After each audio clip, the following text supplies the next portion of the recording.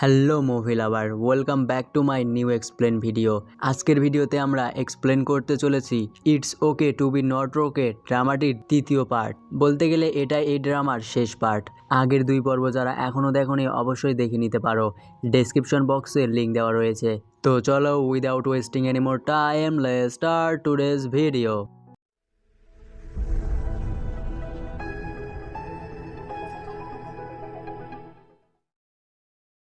আগের পর্বে আমরা দেখেছিলাম ইয়ং কিমকে বলেছিল যে আমরা কেন এখানে এসেছি, তুমি কি আমার সঙ্গে ডেটে এসেছো? তখন কিম তাকে বলে না, এরকম কিছু না, আমরা এমনিতেই এখানে ঘুরতে এসেছি। এটা শুনে ইয়ংয়ের মনটা একটু খারাপ হয়ে যায়। এর পরের দিন কিম ডিরেক্টরের সঙ্গে দেখা করে এবং বলে আপনি কি ইয়ংয়ের মায়ের সম্পর্কে কিছু জানেন? কেননা সে প্রতি রাতে তার মাকে নিয়ে স্বপ্ন দেখে এবং অনেক ভয় পেতে থাকে। তখন ডিরেক্টর বলে ইয়ংয়ের মাও একজন হরর রাইটার ছিল, কিন্তু একদিন তিনি গায়েব হয়ে যান। সবাই মনে করে ইয়ংয়ের বাবাই তাকে মেরে ফেলেছে। এরপর কিম যখন বাড়ি ফিরে আসে তখন সে দেখতে পায় ইয়ং তার জন্য অপেক্ষা করতে করতে সিঁড়িতেই ঘুমিয়ে পড়েছে। তখন সে ইয়ংকে ডাক দেয় এবং ইয়ংকে একটা পুতুল গিফট করে। তখন ইয়ং বলে আমি কি ছোট বাচ্চা, এটা দিয়ে আমি কি করব? তখন ইয়ং বলে এটা আমি সাংতের জন্য বানিয়েছিলাম, এটা তুমি তোমার কাছে রাখো, তাহলে তুমি আর ভয় পাবে না তোমার মায়ের আত্মাকে দেখে। তখন ইয়ং সেই পুতুলটা নিয়ে নেয়। এরপর কিম তার ভাইয়ের কাছে যায় এবং সেখানে শুয়ে পড়ে। তখন সে তার ভাইকে বলে আগামীকাল তোমার ফেভারিট রেস্টুরেন্টে আমরা খেতে যাব, যেখানে তোমাকে মা প্রায় নিয়ে যেত। তখন সাংতে বলে সেই রেস্টুরেন্টে মা আমার জন্য নিয়ে যেত না, বরং তোমার জন্য নিয়ে যেত, কেননা সেই রেস্টুরেন্টের খাবার তোমার ভালো লাগতো, আমি তো সেখানে খাবার খেতেই পারতাম না। তখন কিম রিয়েলাইজ করতে পারে আসলে তার মা তার উপরও খেয়াল রাখতো, সে কখনোই শুধুমাত্র সাংতেকে নিয়ে ভাবতো না, সে সবসময় তাদের দুই ভাইকে সমানভাবেই দেখতো। কিন্তু কিম সেটা বুঝতে পারেনি, আর এটা ভেবেই সে মন খারাপ করে। অনেকদিন পর আজ তার মাকে অনেক মিস করতে থাকে। এর পরের দিন ইয়ং যখন হাসপাতালে যায় তখন জানতে পারে তার ক্লাস কয়েকদিনের জন্য বন্ধ করে দেওয়া হয়েছে, কেননা তার জন্য সেই মহিলাটার অবস্থা একটু খারাপ হয়েছিল। তো সে যখন সেই মহিলার সঙ্গে দেখা করে সেই মহিলাটা বুঝতে পারে ইয়ং তার মেয়ে না এবং তিনি ইয়ং এর কাছে ক্ষমা চান। তখন ইয়ং বলে আপনার জন্য আমার ক্লাস বন্ধ হয়ে গেছে, এখন এর জন্য আপনি কি করবেন? এ কথা বলে সে মহিলাটাকে বলে আপনার যে শালটা রয়েছে সেটা আমাকে দিয়ে দিন। তখন সেই মহিলা অনেক ভেবেচিন্তে সেই শালটা ইয়ংকে দিয়ে দেয়। আসলে এই শালটা সেই মহিলাকে তার মেয়ে দিয়েছিল। তখন সেই মহিলা কিমকে বলে এখন আমি পুরোপুরি মুক্ত, এখন আমি শান্তিতে বাঁচতে পারবো। এই বিষয়ে জানতে পেরে কিম অনেক খুশি হয় এবং ইয়াংকে এসে অনেক ধন্যবাদ দেয়, কারণ তার জন্যই সেই মহিলাটা নিজের ভুল বুঝতে পেরেছিল। এবং ইয়ং সেখানে নিজেও ঠিক করে নেয় সেও এবার মুক্ত হয়ে যাবে, সে আর তার মাকে ভয় পাবে না। এজন্য সে বাড়িতে গিয়ে তার চুলগুলো কেটে নেয়, কেননা তার মা কখনোই তার চুলগুলো কাটতে দিত না। এভাবেই সে তার মায়ের থেকে মুক্ত হতে চায়, কিন্তু সে ঠিকভাবে চুল কাটতে পারে না। তখন কিম তাকে সাহায্য করে। এরপর যখন তারা খাবার খেতে আসে তখন সাংতে যখন ইয়ংয়ের এরকম অবস্থা দেখে তখন সে বলে তুমি কেন চুল কেটেছো, তোমাকে তো চুল কাটা ছাড়াই ভালো লাগতো। এই কথা শুনে ইয়ং অনেক রেগে যায়, কেননা কিম তাকে বলেছিল চুল কাটার পরেই ইয়ংকে ভালো লাগছিল। এরপর আমরা হাসপাতালে ইয়ংয়ের বাবাকে দেখতে পাই, সে ডিরেক্টরের কাছে এসেছিল এবং সে বলে আমি আমার স্ত্রীর গলায় গান শুনতে পেয়েছি, সে হয়তো এখানে কোথাও রয়েছে। তখন ডিরেক্টর হাসপাতালের সিসিটিভি ক্যামেরা চেক করেন এবং সেখান থেকে তার সন্দেহ অরিন নামের একজন রোগীর ওপর যায়। যখন তাকে জিজ্ঞেস করে তখন সে বলে না, আমি এরকম কিছু করিনি। এদিকে সাংতে এবং ইয়ংয়ের মধ্যে ঝগড়া লেগে যায় সেই পুতুলটা নিয়ে, যেটা ইয়ংকে কিম দিয়েছিল। সেখানে তাদের দুজনের মধ্যে এমন ঝগড়া লাগে যেটা দেখলে তোমরা হাসতে বাধ্য হবে। সেখানে কিম চলে আসে এবং তাদের এরকম অবস্থা দেখে অবাক হয়ে যায়, তাদেরকে শান্ত হতে বলে। এর পরের দিন দেখা যায় হাসপাতালে একজন মহিলার কাছে তার স্বামী আসে এবং তাকে অকারণে মারতে থাকে। এটা দেখে ইয়ং তাকে সাহায্য করতে আসে, কিন্তু সেই ছেলেটা ইয়ংকেই মারার চেষ্টা করে। তখন সেখানে কিম চলে আসে এবং সেই ছেলেটাকে মেরে সেখান থেকে তাড়িয়ে দেয়। কিন্তু এই ঘটনায় ডিরেক্টর তার উপর অনেক রেগে যায়, সে ইয়ংকে 7 দিনের জন্য বরখাস্ত করে। কিন্তু এতে কিমের কোনো মন খারাপ হয় না, সে খুশি হয়ে ইয়ংকে বলে চলো আমরা কোথাও ঘুরতে যাই, কেননা 7 দিনের জন্য আমাকে বরখাস্ত করেছে। অবশেষে তারা ঠিক করে একদিনের জন্য তারা কোথাও ঘুরতে যাবে এবং সাং থেকে তারা যিশুর কাছে রেগে যাবে, মানে কিমের বন্ধুর কাছে। আর সাং থেকে তারা জানায় না যে ঘুরতে যাবে, কেননা সে জানতে পারলে কখনোই তাদেরকে যেতে দেবে না। এরপর তারা ট্রিপে চলে যায়, সেখানে তারা অনেক সুন্দর সুন্দর মুহূর্ত কাটায়, যেখান থেকে বোঝাই যায় তারা দুজন এখন দুজনকে অনেকটা ভালোবাসে। এদিকে আমরা লিকে দেখতে পাই, সে নাম নামজুরিদের বাসায় থাকতে শুরু করেছে, কেননা এখানে তার থাকার কোনো ব্যবস্থা ছিল না। সে তাদের বাসায় ভাড়াতে থাকতে শুরু করেছে এবং তাদের দুজনের মধ্যেও আলাদা একটা কেমিস্ট্রি শুরু হয়ে গেছে। মানে লি নামজুরিকে পড়ানোর চেষ্টা শুরু করে, মানে বোঝাই যাচ্ছে ভবিষ্যতে হয়তো তারা দুজন বয়ফ্রেন্ড গার্লফ্রেন্ড হয়ে যাবে। এরপর আমরা কিমকে দেখতে পাই, তারা সেখানে ঘুরছিল, তখনই সেখানে তাদের হাসপাতালের একজন পেশেন্টকে দেখতে পায়। তখন সেখানে কিম গিয়ে বলে তুমি এখানে কি করছো? তখন সেই পেশেন্ট বলে আমি একটা মেয়েকে নিয়ে এখানে ঘুরতে এসেছি হাসপাতাল থেকে পালিয়ে। তখন কিম তাকে বোঝায় যে তাকে হাসপাতালে ফিরে যেতে হবে, তাহলেই সে ঠিক হতে পারবে। এরপর সেই পেশেন্ট যখন হাসপাতালে পৌঁছে যায় তখন সে পুরো হাসপাতালে ছড়িয়ে দেয় যে ইয়ং এবং কিম ঘুরতে গেছে এবং কিছুদিনের মধ্যেই তারা বিয়ে করে নেবে। আর এই কথা যখন সাংতে জানতে পারে তখন সে অনেক রেগে যায়, কেননা কিম তাকে না জানিয়ে ইয়ংয়ের সঙ্গে ঘুরতে গেছে এবং সে কিমকে বলে তুমি ইয়াংকে চাও নাকি আমাকে চাও? তখন কিম বলে আমি তোমাকেই বেশি ভালোবাসি। কিন্তু সাংতে কোনো কথা শুনে না, সে বলে তুমি ছোটোবেলায় চাইতে আমি যেন মারা যাই, তুমি আমাকে কখনোই ভালোবাসেনি। এটা বলে সে অনেক রাগ দেখিয়ে সেখান থেকে চলে যায়, আর এতে করে কিম অনেক কষ্ট পায়। আর এরপর থেকে তাদের দুজনের মধ্যে দূরত্ব শুরু হয়। হাসপাতালের হেড নার্স সাংতের খেয়াল রাখতে শুরু করে, তাদের দুজনের মধ্যে অনেক ভালো একটা সম্পর্ক হয়। এদিকে ইয়ং কিমকে বোঝায় তাদের দুই ভাইয়ের মধ্যে সম্পর্ক ঠিক করে নিতে। তখন কিম বলে এটাই ভালো হবে যে আমরা দুজন আলাদা হয়ে যাই, তাহলে আর ঝামেলা হবে না। এটা বলে সে ইয়ংকে সেখানে রেখে একাই চলে আসে, আর এতে ইয়ং অনেক কষ্ট পায়। আর এরপর কিম তার ভাইকে নিয়ে আবারও তাদের পুরনো বাড়িতে ফিরে যায়, সেখানে সে তার ভাইয়ের কাছে ক্ষমা চায়। তখন সাংতেও তার ভাইকে ক্ষমা করে দেয়, আসলে সে এই সব কিছু রাগের মাথায় বলেছিল। সেখানে তাদের দুই ভাইয়ের মধ্যে সকল সম্পর্ক ঠিক হয়ে যায়। এরপর আমরা দেখতে পাই ডিরেক্টর কিমকে বলতে থাকে ওরিনি হয়তো ইয়ংয়ের মা। তাকে দেখে ডিরেক্টরের সন্দেহ হচ্ছে। এদিকে দেখা যায় ইয়ং কিমকে মেসেজ করে, কারণ আজ ইয়ংয়ের জন্মদিন ছিল, কিন্তু কিম সেদিকে খেয়াল ছিল না। এরপর কিম জানতে পারে ওরিন নামের সেই মহিলাটি হাসপাতাল থেকে পালিয়ে গিয়েছে এবং বলে গেছে যে আজকে নাকি তার স্পেশাল দিন। তখন কিমের একটু সন্দেহ হয়, সে ইয়ংয়ের মেসেজ দেখে এবং জানতে পারে ইয়ংয়ের আজকে জন্মদিন। তখন সে তাড়াতাড়ি ইয়ংয়ের বাড়িতে যেতে থাকে, কেননা সে মনে করে সেই মহিলাটি হয়তো ইয়ংয়ের ক্ষতি করার জন্যই তার বাড়িতে গেছে। এবং দেখা যায় ওরিন নামে সেই মহিলা ইয়ংয়ের বাড়িতে যায় এবং এখানে আমরা জানতে পারি এটা আসলে ইয়ংয়ের মা না, সে ইয়ংয়ের মায়ের একজন ফ্যান। মানে ইয়ং যেরকম গল্প লিখতো তার অনেক ফ্যান, ঠিক সেই রকমই তার মাও তো গল্প লিখতো, তো সেই রকমই সেও তার ফ্যান ছিল। আর এর কিছুক্ষণ পরই কিমও সেখানে চলে আসে এবং সে এসে বলে তোমার কিছু হয়নি তো? ওরিন কোথায়? তখন ইয়ং তাকে বলে ওরিন এখান থেকে চলে গেছে এবং সেখানে ইয়ং অনেক খুশি হয়, কেননা কিম তার জন্য এখানে এসেছিল। এরপরের দিন তারা দুজনে তাদের দুজনের সম্পর্ক ঠিক করে নেয়। এরপরের দিন কিম ইয়ংকে বলে তুমি সাংতের সঙ্গে ভালো সম্পর্ক তৈরি করো, যেন সে মনে করে তুমি আমাকে তার কাছ থেকে দূরে সরে নিয়ে যাচ্ছ না, তাহলেই সে তোমাকে মেনে নেবে। আর এরপর কিমের কথা অনুযায়ী ইয়ং সাংতেকে মানানোর চেষ্টা করে, কিন্তু সাংতে কোনোভাবেই তার কোনো কথাই শোনে না। ইয়ং অনেক ভালোভাবেই তাকে বোঝানোর চেষ্টা করে, কিন্তু যখন সে কোনো কিছুই শোনে না তখন ইয়ং তার আসল রূপে চলে আসে। সে তাকে বকাবকি করতে থাকে এবং রাগ দেখাতে থাকে, যার ফলে সেখানে তাদের দুজনের সম্পর্ক ঠিক হয় না। এরপরে আমাদের নতুন কাপলকে দেখানো হয়, মানে লি এবং নামজুরি। তাদের দুজনের মধ্যে সম্পর্কটা আস্তে আস্তে শুরু হয়ে গেছে, তারা দুজনেই এখন একে অপরকে পছন্দ করতে শুরু করেছে। এরপর দেখা যায় ডিরেক্টর সাংতের কাছে আসে এবং বলে তুমি যতক্ষণ না প্রজাপতি সেই পেন্টিংয়ে না আঁকছো ততক্ষণ আমি তোমাকে 1 টাকাও দেবো না, তাহলে তুমি গাড়িও কিনতে পারবে না। এটা শুনে সাংতে সেখান থেকে রেগে চলে আসে এবং বলে আমি আর কখনোই পেন্টিং করব না। তখন কিম তাকে বোঝানোর চেষ্টা করে, এজন্য তাদের দুজনের মধ্যে ঝগড়া লেগে যায় এবং এবার কিমও তার ভাইয়ের সঙ্গে ঝগড়া শুরু করে দেয়। এরপর কিম ইয়ংয়ের সঙ্গে একটা রেস্টুরেন্টে আসে, সেখানে সে ইয়ংকে বলে আমার জীবনে 3টাই স্বপ্ন ছিল, তার মধ্যে 2টা স্বপ্ন অলরেডি হয়ে গেছে আর একটা স্বপ্ন বাকি রয়েছে। এটা শুনে ইয়ং বলে কোন স্বপ্নগুলো তোমার পূরণ হয়েছে? এটা শুনে কিম বলে আমি চাইতাম কোথাও যেন ঘুরতে যেতে পারি, যেটা আমি তোমার সঙ্গে করেছি, এবং আমি আমার ভাইয়ের সঙ্গে ঝগড়া করতে চেয়েছিলাম, সেটাও হয়ে গেছে। এখন শুধু একটাই বাকি রয়েছে, যেটা হচ্ছে আমার ভাই যেন বড় ভাইয়ের মতো দায়িত্ব পালন করতে পারে এবং সে যেন নিজের খেয়াল নিজেই রাখতে পারে। সেই দিন রাতের বেলা কিম ঘুমিয়েছিল, তখন সাংতে কিমকে দেখে বুঝতে পারে সে স্বপ্ন দেখছে এবং সে স্বপ্নে হাসতে থাকে। সেখানেই কিম আসলে ইয়ংকে নিয়ে স্বপ্ন দেখছিল। কিমের মুখে এরকম হাসি দেখে সাংতে অনেক খুশি হয়, সে কখনোই তার ভাইকে এমন হাসি খুশি দেখেনি। এজন্য এর পরের দিন সে তার ভাইকে খাবার খাওয়াতে নিয়ে যায়, সেখানে একজন বড় ভাইয়ের মতো সে সব কিছু করছিল।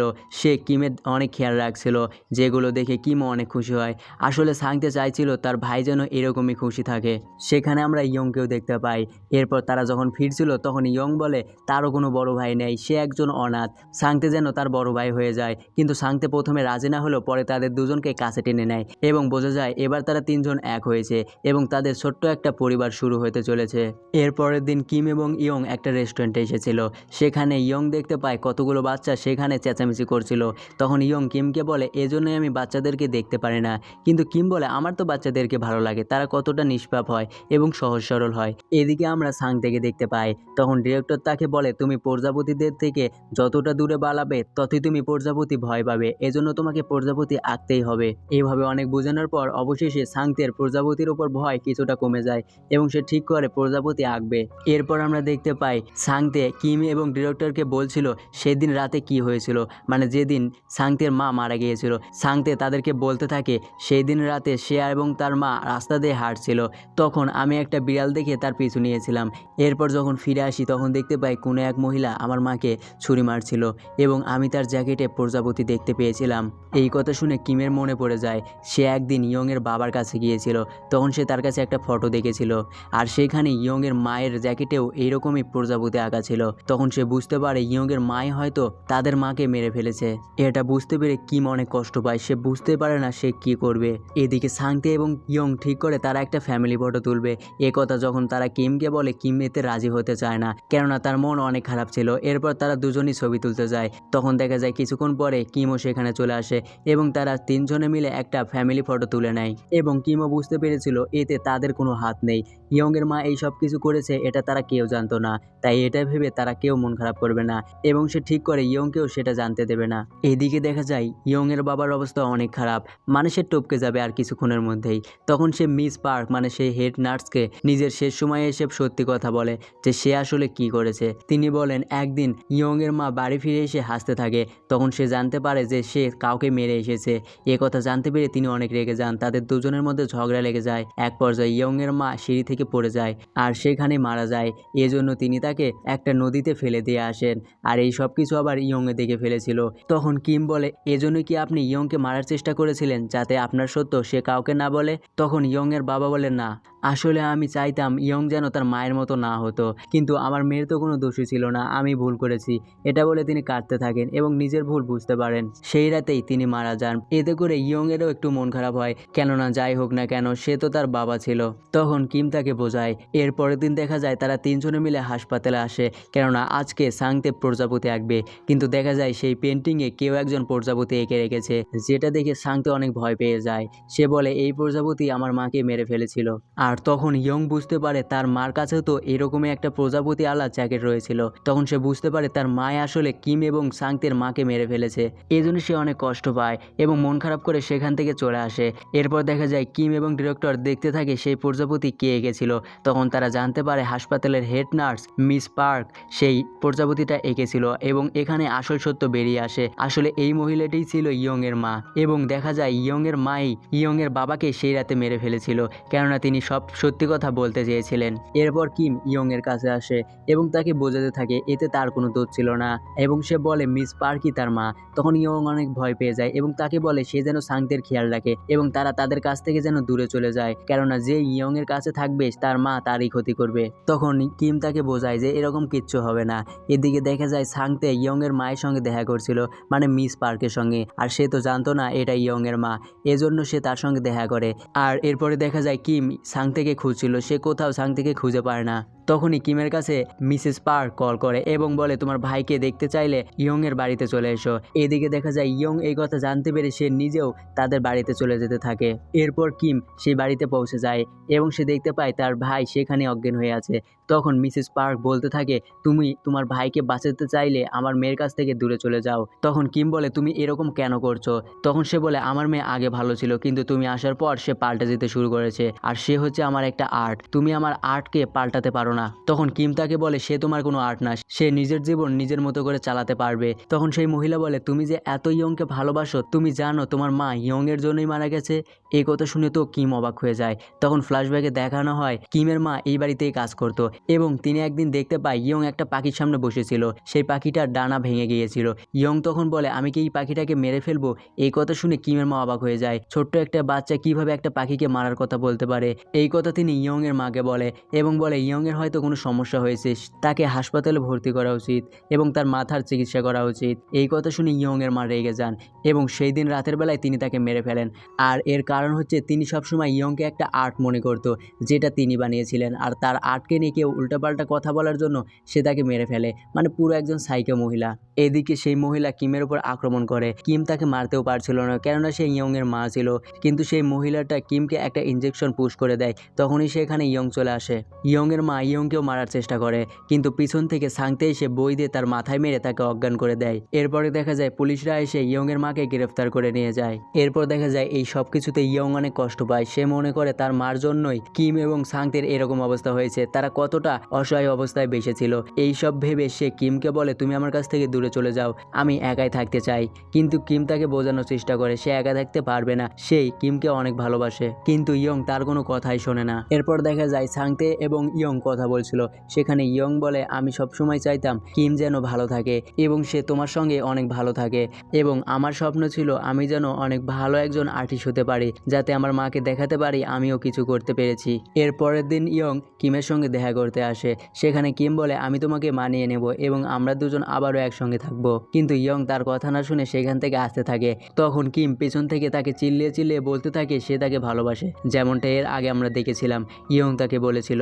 আর ইয়ং সেরকম প্রতিশোধ নেওয়ার জন্য কিমের কথায় পাত্তা নিয়ে দিয়ে সেখান থেকে চলে আসতে থাকে। কিম তার কিছু করতে করতে ইয়ংদের বাড়িতে চলে আসে এবং সেখানে তারা দুজন একে অপরকে কিস করে, আর এর মধ্য দিয়ে তাদের দুজনের সম্পর্ক আবারও ঠিক হয়ে যায়। এদিকে দেখা যায় সাংতে সেই প্রজাপতিটা মুছে দিয়ে নিজে প্রজাপতি আঁকতে শুরু করে, কেননা তার মন থেকে এখন প্রজাপতির ভয়টা চলে গেছে। এরপর ইয়ং ঠিক করে তার লেখা বইটা তারা প্রকাশ করবে, যেখানে ডিজাইন করেছিল সাংতে। এরপর সেটা তারা পাবলিশ করে দেয়। সাংতে তার ছবিটা সেই বইয়ের ওপর দেখে অনেক খুশি হয় এবং সে তার মাকে সেটা দেখায়, সে আজকে কিছু করতে পেরেছে, সে আজকে অনেক খুশি হয়। এরপর দেখা যায় তারা সবাই মিলে হাসপাতালে এসেছিল সেই বইটা পড়ে শোনানোর জন্য। এই বইটা ইয়ং লিখেছিল এই হাসপাতালের লোকজনকে নিয়েই। সেখানে বই পড়া নিয়ে সাংতে এবং ইয়ং এর মধ্যে ঝগড়া লেগে যায়, আর এই সব দেখে সেখানে থাকা সকলেই হাসতে শুরু করে দেয়। এরপর আমাদের শেষবারের মতো লি এবং নামজুরির লাভ স্টোরি দেখানো হয়। লি ঠিক করে সে এখানেই থাকবে এবং তার অফিসটা এখানে নিয়ে আসবে, মানে সে এখন পুরোপুরি নামজুরিকে ভালোবেসে ফেলেছে। এরপর দেখতে পাই ডিরেক্টর সাংতেকে সেই গাড়িটা গিফট করে, কেননা সে তার ভয় কাটিয়ে সেই প্রজাপতি আঁকতে পেরেছিল, আর এটা দেখে সাংতে অনেক খুশি হয়ে যায়। এরপর তারা তিনজনে মিলে ঘুরতে বের হয়, সেখানে তারা অনেক মজা করে, তাদের মন যা চায় তারা তাই করে। এভাবেই তাদের সময় অনেক ভালোভাবে পার হতে থাকে। এভাবেই কিছুদিন পার হয়। একদিন সাংতে কিমকে বলে আমি এখন বাড়ি ফিরে যেতে চাই, কেননা একজন রাইটার আমাকে তার বইয়ের ডিজাইন করতে বলেছে, আর আমিও চাই আমি এই বিষয়টা নিয়েই সামনে এগিয়ে যাই, আর তোমরা দুজন এখানে মজা করো। আর কিমও তখন অনেক খুশি হয়, কেননা তার ভাই এখন নিজের খেয়াল নিজেই রাখতে পারছিল।